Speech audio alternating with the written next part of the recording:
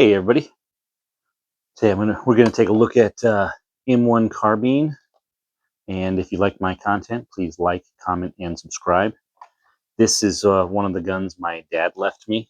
It's out of my dad's collection, and it's really fun to shoot. Still works like champ. Nice smooth action.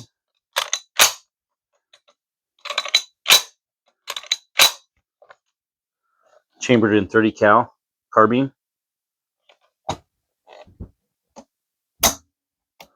Nice smooth trigger. I've taken this out to the range and shot it, and super fun to shoot. Light shooting, compact, relatively light. Has a keep sight with a forward front post. One of my favorite guns to shoot.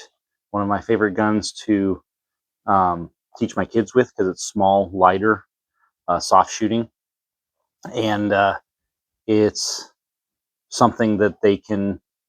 I mean, my dad's dead, so they can shoot one of Grandpa's old guns, and yeah, shoot this, listen to the old classic country music. It's like we're hanging out with Dad all over again. Nice, fun gun to shoot, and yeah, one of the favorites in my collection. See you later.